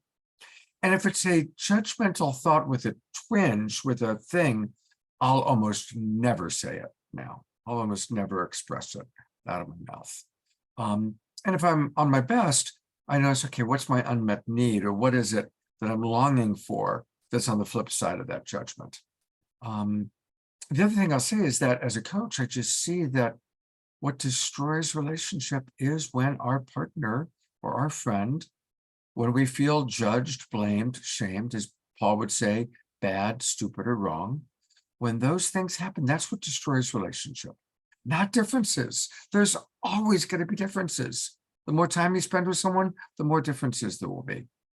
But it's when we fall into blame, shame, making someone bad, stupid, or wrong, or making ourselves bad, stupid, or wrong. That's what's toxic, and that's what destroys relationship. That's what I've learned within myself and as a coach. All right, I want to talk about some fun stuff that's coming up because we are hitting the road and we're beginning to do live events. Now we're going to continue to do the Awakening World 3 times or more each week, but there's more and more opportunities to come together in person. And I'm heading down to San Diego tomorrow, actually. So for any of you in Southern California, I want to invite you to come down and be with me for a relationship satsang. That's what I'll be doing. Kirtan and celebration. Wow, we need to change that. Celebration. I just noticed that right now. I didn't make this website, but we're going to be in Encinitas with several of my friends on Sunday from 2 p.m. till 8 p.m. So come on down to Encinitas. I'm going to be doing relationship satsang, teaching, coaching, along with my good friend Viraja Prema. And we've got Kirtan, and it looks like Larissa Stowe might even come down and join us. And she's, of course, one of our favorites on the Awakening World. And then, Paul, I'm going to be heading up to the Conscious Life Expo for 3 days. And I'll talk about the expo on Saturday night because the executive director of the expo is going to actually join me. I'm going to talk about the Conscious Life Expo. And then Paul Sterling is going to hop in the car with me, and we are going to head up north to British Columbia. And you remember last week, you all met Shine and some of his wonderful people. Well, we are all going to be participating in his festival. So, hey, welcome, Shine. First of all, have you enjoyed the show tonight? Yeah, so beautiful. Thank you, everyone, for sharing. It's such an important topic, learning how to self-regulate and connect with other people and understand that, because it is the foundation of harmony or disharmony. And as a species, I think it's the most important thing we can talk about, learn, expand. So thank you for doing this amazing work, everyone. Absolutely. Well, tell for our friends, because we do have a lot of friends in British Columbia. I know that right now Eleanor Joy is with us, and we've got other friends that watch the show regularly. Tell us about what you're doing at the Unite Fest. Yeah, and it's worth a trip if you want to come up for it. Do you want me to share my screen, and how long do you want me to? Yeah, share screen, go for it. Okay. are you wanting just like a minute or so, or a few minutes? One to two, two to Got it. three. It So- looks like Tatiana might join us. I'm sending her the Zoom Yeah. link right now. Yeah, she's right now. Yeah. So Tatiana is going to be singing there. So it's a full day with we're starting off with a beautiful women's circle, and I'll just kind of take you down the road here. So we have a women's circle with these beautiful sisters, and then yoga. So there's going to be mini sessions to sort of bring people into their hearts, somatic movement therapy. And then Deidre is going to teaching us how to turn our light on, and it's a lot of alignment techniques. And then Scott's going to be sharing about how to get from your reptile brain to your frontal lobe responsiveness, basically, learning from the heart, all that good stuff. And then I'm going to be after Scott talking about my Abraham Hicks inspired meditation and alignment technique. And then we have beautiful organic vegan food being served, and then sound healing. We have 2 side-by-side sound healings happening, each for 90 minutes. And during that, there's going to be this thing called speed healing, where everyone gets a 10-minute session with all these different healers. And so we've got massage and energy healing and PEMF mats and counseling and all sorts of cool stuff. It's really wild to have all these people in a room, all doing the healing work in an open setting, and it creates a beautiful vibe and energy. And then we've got dinner with the same amazing people. And then Paul and Kathy Scott are actually, sorry, we're going to do this first. We're doing our sound quest first with Mike Reed. And then Paul and Kathy Scott are going to be leading us through a Anahata cacao and breath ceremony. And it's just a really beautiful guided journey to really, really open up the heart. And then boom, right into an ecstatic dance party with DJ Craig, who is one of our favorite DJs, very intuitive and amazing. And that's it. And there's more details and things. So beautiful. And so how do people participate? How do they register for it? What's the link that we should send them? So if you go to unite.love/events, you can find it in there. We're one of the events. Just look for Unite Fest. Beautiful. Unite is our new amazing platform where you can now sell tickets and buy and sell products and services and share uplifting content. And eventually we'll host all sorts of cool shows like this and all that stuff. Yeah. Sean, I'm really looking forward to seeing you. Thank you for joining us. Feel free to join us for a few more Awakening Worlds between now and the time of your festival. And Tatiana is just confirmed she's coming. And we love Tatiana. So she'll be there. And Paul Sterling's going to drive up with me. I'll introduce you to Paul. You've heard him speak a little bit tonight. Perfect. And then a couple of days. So listen, British Columbia is the place to be from like February 16th to the 20th, because on February 19th, Relationship Summit is happening. Now, many of you have seen my friends Dolphin and Steve Rowland and Relation Flicks. Relation Flicks is something that I'm very involved in. I'm one of their teachers, and they're having their first in-person relationship summit. Trish is a big part of Relation Flicks. And it's going to be again in Victoria. That's also in British Columbia. And all these people are going to be participating. Now, this is both online and in person. So there's an online component. You can come in and get a ticket and be there all day for the online part of it, or you can actually come in person. So I'll put the link into the chat box while Omashar is playing music, and I'll put the link in for Unite as well. So British Columbia is the place to be, and we're really looking forward to it. Thank you. I want to go to each of our presenters one last time before we go to Omashar and have them share a little bit about their work and how we can find out more about them. So I'm going to go to Paul Sterling, if I can find Paul. Paul, where are you? Did we lose you? Uh-oh. All right, I'm not going to go to Paul Sterling next. I'm going to go to Kamela Love next. Hey, Kamela, and you get to actually share about a couple of things. Why don't you share a little bit about safe mediation first, and then we'll go to your personal website. Sure. So this is the one we've talked about a couple times in this show, and you got to meet Anaisa, who is my co-mediator, and she's the founder and owner of Safe Mediation. And this is our global mediation organization website. Like I said before, a major part of our workload right now is in the Tantra space. And we also do mediation with families. Like I've done a lot of work with co-parents after they've separated and how they want to work through all the different elements of co-parenting after they're no longer living together. So I do some of that under Safe Mediation. I do some of that under my own practice.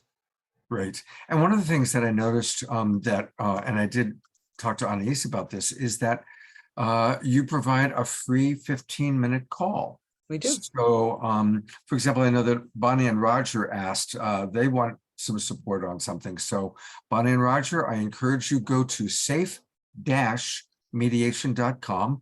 Right in the upper right-hand corner, book a 15-minute free call.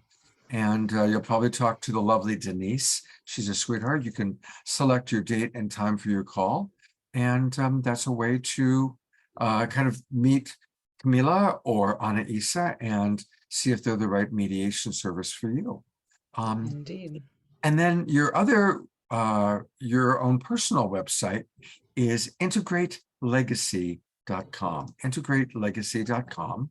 And I'm going to go there now and tell us about this. So my mediation practice in the US is called Integrate Legacy Dispute Resolution. And the tagline is mediation services for families, because I really focus on relationships that are lifelong relationships, not short transactional business relationships.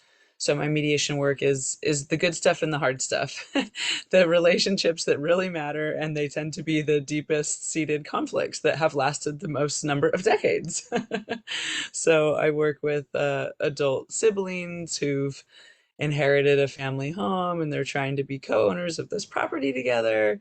I work with, like I said, co-parents after they've split and they're still working through many different aspects of how to parent in as much harmony as possible. And I do relationship mediation for people that are still together too, when they're in conflict and wanting support, which my coaching is actually under a different business name, which is transformintolove.com. So at some point, I may just dissolve my Integrate Legacy mediation and do all my mediation work under Transform Into Love, because I'm realizing that it's all me and all the services I offer are all the different skills I have, and it makes more sense to be under one company than multiple companies. Absolutely. Well, I'll pull that website up too, or maybe you can pop it in the chat box. And I noticed that you also are offering a free call. So again, if people go to integrate-legacy.com, right there, click to schedule a free Zoom consultation.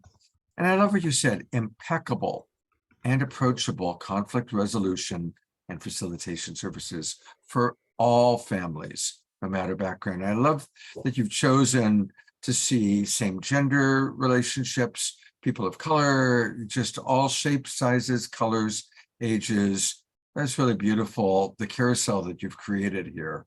Thank you. That's really important to me. Yeah, I work on a team with Safe Mediation. There's a couple women that I work with are women of color, and that's really my choice, is to support folks that come from diverse backgrounds as much as possible, and to offer my services to communities that are particularly more marginalized. So I do lower rates for different folks that need that, and I'm really able to offer sliding scale rates to help different communities have access to services. That's something that's really important to me. Kamela, I so respect you. Thank you so much. And thank you for your dedication to learning. You know, I know that you're very dedicated to learning and growing, and you've got a beautiful humility about that. Yeah. Thanks, Scott. It's an honor to be here today. Yep. Thank you. Hopefully we'll have you on sooner than later. Great. Trish, Wright. Trish Wright Loves. And that's also her website, trishwrightloves.com. And Trish, what are you offering these days? Well, right now, the cool things that I'm growing and evolving into, who knew? Like, currently, I'm taking 15 people through a course called Self-Secure, which I'll be running again. I'll be working through a, starting in April, I believe, a jealousy, we're going to do a book club called the Jealousy Workbook. It's not exactly my favorite jealousy book, but it has a lot of really amazing tools in there if you're struggling with insecurities, things like that. And then I've got a really sweet, but I can't tell you yet, men's program. I know. Oh, In. oh. But you know what? The thing that I'm working with right now is that because I'm a certified sex and relationship coach, people call me up to help them with their sex life. And I'm always talking to them about their communication, attunement skills, and conflict resolution. That's really where it is. So I just translate, and then I kind of teach them some maybe cool things that they're actually seeking. So that's kind of my work right now. I'm walking a couple people through exploring and expanding their self into polyamory, and I'm also walking through a grip of people who really want help with dissolving their codependent tendencies and becoming more interdependent. So that is the nature of my practice, and that's what I'm doing. Beautiful. I want to just say Trish does great work. And it's so good to have you back with us, Trish, on a weekly basis. I'm really happy about that. I love you so much. Making it for me. You made it for me. I know you did, because you. Yeah. Absolutely. So, but you know what? It's good being on. I like having a midweek show, and it gives me a Friday night off. Like, wow, I have a Friday night off. Maybe I can actually start dating now or something. So, thank you. So it's a triple win now, isn't it? Huh? It's so good. It's so good. Yes. And the only thing better than that is that Paul Sterling is back with us. So there's Paul, and hey, Paul, welcome back. So this is the part of the show where you tell people what you're doing, and I go to your website, and you're offering a free ebook. Tell us about that. No, I'm offering a free book. A free book? They pay the shipping for it. So basically, if they go to Amazon, it's a $20 book plus shipping. If they go to the website, they get it for $6.95. And the essence of the book, if you think about it, Scott, you wrote a great bio in there, not bio, but Forward. Thank you. Anyway, it's like throughout this whole thing today, the heartbeat of it is communication. Even what Trish just said, there's many different doorways, whether we're talking about sex or this or that. In the middle of it is still communication. And for communication to work, you have to have somebody who's speaking and somebody who's listening. And there are 5 triggers that shut people down almost across the board, almost no matter what training they have. And it's important to be able to identify those triggers, to avoid those triggers without having to avoid the conversations. So identify, avoid, recognize when you're in the middle of doing them, because even though I'm really trained, all of us are trained, we still screw up at times. And it's good to recognize when we're in it and then repair.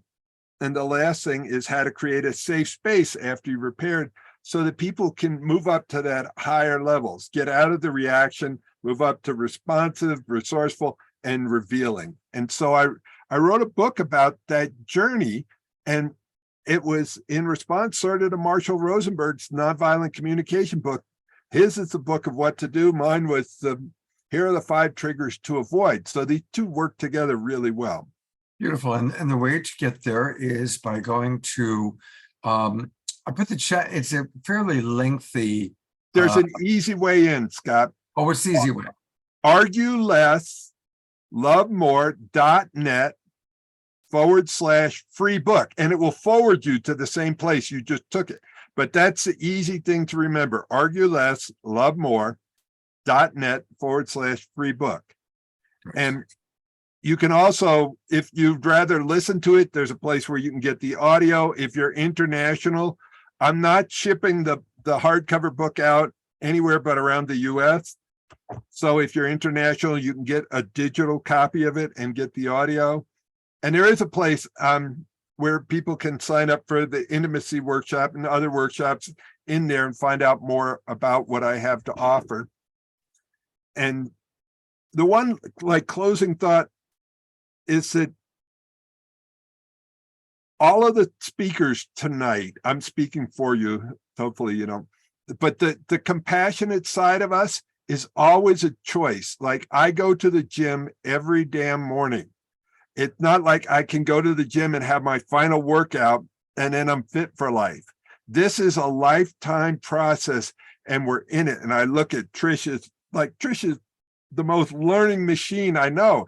And Scott's always learning. And I don't know Kamela as well, but it's like Kamela as well. But I can tell she's a lifelong learner. And it's an ongoing choice. And we always have a choice. Like, do we choose to go to the old way or to the new way? And so surround yourself with people like this. Take Trish's course, my course, Scott's course, Kamela's courses. It's an ongoing thing. Go to the gym, build your relationship muscles. Thank you, Scott. And get my book. It's only like 100 and some pages. I reread it on a regular basis because it's damn good. It is. It's a great book. It's a great book. We're gonna go to Omashar for closing song. I know Kamela needs to get in the car and drive back to her electricity-less home. But thank you again, and thank you to whoever's home you are in. Thank you, Paul. Thank you, Trish. It's been a really powerful show. And hey, everybody, remember, shows like this where there's so much information, share it with your friends. Share our shows with your friends. And of course, you, for all of you who are in the Zoom room, you get the replays on Mondays. We always send out the replays, so you can get the recordings that way, or you can find them always on our YouTube channel or on my Facebook page or on the Love Coach Academy Facebook page. All right, to integrate all of this wisdom, we are going to go to, what did you have there, Omashar? What are you hiding? What are you hiding? So, what are you hiding here? What an honor and blessing to be a part of this discussion tonight. I feel so at home with what has been shared, and I'm so honored to meet the eloquence of all the teachings of Kamela and Trish and Paul and you. It's phenomenal. This is back to front. So look at that. You got it. That's the great book. It took me, I had to bribe him $6.95. And so thank you, Paul, for that book. How phenomenal. I have not yet read it, so I cannot do a write-up on it, but I will, I promise. And so we're going to sing a song now called I Am You, and I'm going to have a different background just because it takes your focus off of me. And whoa.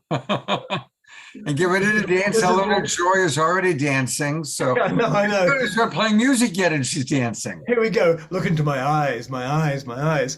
And isn't that how it used to be?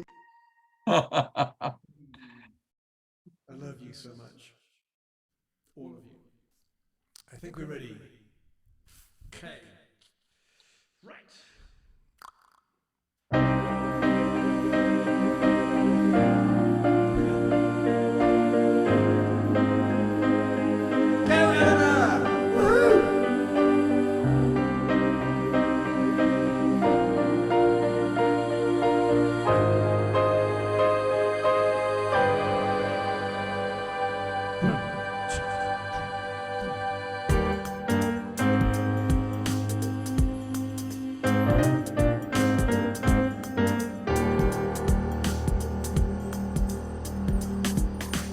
I am you, though we seem to come from different skies. And what is true is the love that shines right through your eyes. Yes, we are here and now, and it's time to leave the past behind. So take me by the hand, let us walk across this sacred land. Because I am you, though we seem to come from different And what is true is the love that shines right through your eyes. Remember, you're always divinely connected. Our bodies, our spirits are being resurrected. The love in your hearts will lift you up, and I'll come along and fill your cup. I am you, though we seem to come from different skies. I'll sail away with you across the universe, and we'll fly on eagle's wings. 'Cause you know we'll cry with gratitude. And again, remember, you're always divinely connected. Our spirits, our bodies are being resurrected. The love in your hearts will lift you up, and I'll come along and fill your cup.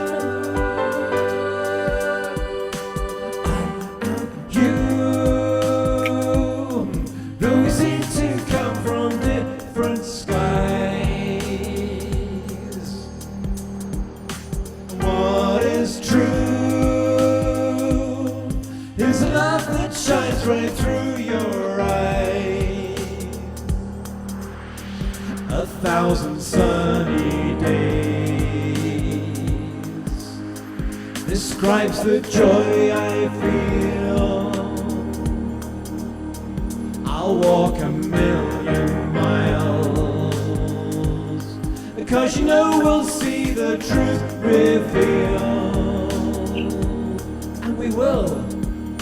Remember, we're always divinely connected. Our spirits, our bodies are being resurrected. The love in your hearts will lift you up, and I'll come along and fill your cup.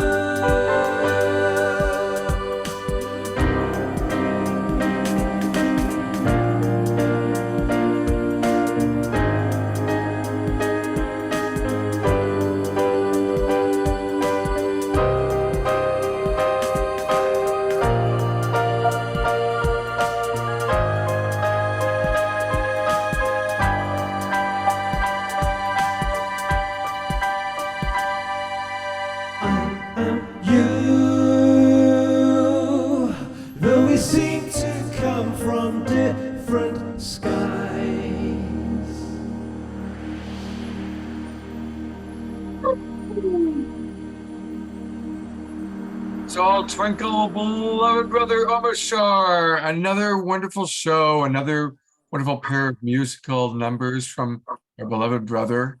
Thank you so much. It's so fun. It's so fun, I tell you. Well, we've got a couple of great shows coming up this Saturday night. Oh, and tomorrow morning, excuse me, self-love show. Yeah, Trish. Self-love show. What's who do you got tomorrow?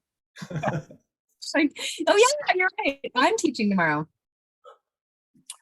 Wow. Well, that's great. What are you teaching on? I was like, oh yeah, right.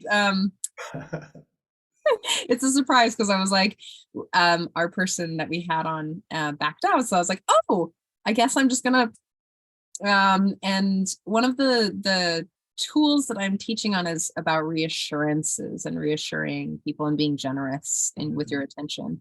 It's my assistant Roy is helping me through this class, and I'm like, what is your favorite tool of the 4 weeks through this class? And he goes, I really like that reassurances one. And I was like, okay. I'm glad to hear that. I'm really glad to hear that. And I'm big on reassurance, definitely. Let's get in the rhythm of every Wednesday night promoting what you're doing on Thursday morning. Send me the poster or have the poster ready to pull up. Like, let's get into that rhythm, okay? All right. I'll remind her. Yeah, Omashar, you are so good about that. Thank you so much, Omashar. Yeah, he's beautiful. My ADHD does not let me pin those things. It'll be random when I give it. This is why I need other people to just you're the perfect hummingbird to whisper in my ear. I love it. All right. And a couple of just the final shows for this weekend. On Saturday night, we're going to be doing part 2 of this amazing show that we started on Sunday with Chief Phil Lane and the Green Beret, Andrew Marr, that we met. Remarkable gentleman. What a story. And also joining us, grandmother Mona Polaka and our beloved Kristen Hoffman, all about unifying our human family and ending war. So that's going to be on Saturday night, February 4th. And then finally, Deborah Giusti is coming back. She's written a book called Ascension Tips, a simple blueprint for your journey. And her co-author, Meg Benedicte, and she will be with us live. And she did a presentation at our retreat in October, and she's got it down. She's got the Ascension Tips really, really down to a science. You know, she has been studying Ascension for decades. I mean, it's like her field of study. She really is like, she leads all the Ascension conferences, panels. So if you're interested in what does Ascension really mean, how do I do it? How do I deal with it? What are the issues that come up? Make sure you join us this Sunday, 10 o'clock Pacific time for Ascension Tips. All right, everybody. We're going to go to gallery view one last time. Thank you, everybody, for being with us. Share our show, share it out with everybody. And I look forward to seeing you this weekend. God's blessings, everybody. Take care.